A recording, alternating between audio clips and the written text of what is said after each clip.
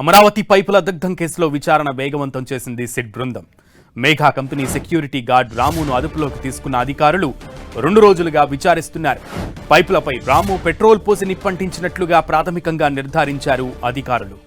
రామును స్పాట్కు తీసుకెళ్లి scene recreate చేస్తున్నారు. Additional SP Ravikumar ఆధ్వర్యంలో పైపుల దగ్ధం కేసు విచారణ కొనసాగుతోంది.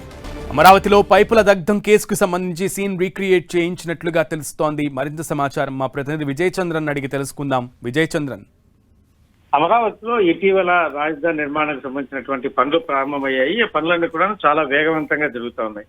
అయితే ఉన్నట్టుండి అమరావతి ప్రాంతంలో ఉన్నటువంటి అండర్ గ్రౌండ్ ఏదైతే ఉపయోగించేటువంటి పైపులు ఏవైతే ఉన్నాయో ఆ పైపులన్నీ కూడా ఒక్కసారిగా దగ్ధం కావడము, భారీ ఎత్తున నష్టం కూడా జరిగింది.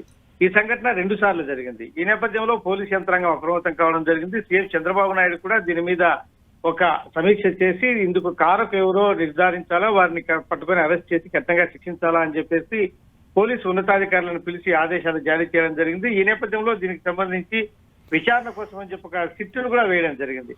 దీంతో పోలీసు యంత్రాంగం ఈ దర్యాప్తును వేగవంతం చేసింది. ఈ మెగా కంపెనీలో పనిచేస్తున్నటువంటి వాచ్మెన్ రాము అనే అతను ఈ దురాగతానికి పాల్పడినట్లుగా ప్రాథమికంగా నిర్ధారణకు వచ్చారు. ఇందుకు సంబంధించి కొన్ని ఆధారాలు కూడా సేకరించడం జరిగింది. తుళ్లూరు పోలీస్ స్టేషన్ లో అతన్ని ఒక 2 రోజులుగా రహస్యంగా విచారించారు. అతని నుంచి కీలకమైనటువంటి విషయాలు రాబట్టడం జరిగింది. ఈ ఈ ఈ విచారణకు సంబంధించి అతన్ని ఎవరు ప్రోద్బలంతో నిప్పు పెట్టాడనే దాని మీద రామును సిట్ బృందం ప్రధానంగా విచారించింది. తర్వాత అగ్నిప్రమాదం జరిగినటువంటి ప్రాంతానికి కూడా ఈ వాచ్మెన్ రామును తీసుకెళ్లి సీన్ రీక్రియేట్ కూడా చేయడం జరిగింది. అంటే ఇతనే చేశాడా, లేకుంటే ఇతని మీద అనుమానాలు ఉన్నాయి అనే దాని మీద నిర్ధారణ చేసేందుకోసం అని చెప్పేసి సీన్ రీక్రియేట్ కూడా చేసి ఇతనే ఆ దురాగతానికి పాల్పడినట్లుగా పోలీసులు ఒక ప్రాథమికంగా నిర్ధారణకు వచ్చారు.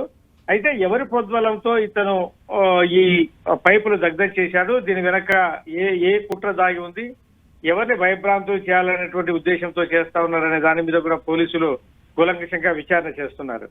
Okay Vijay Chandran, thank you.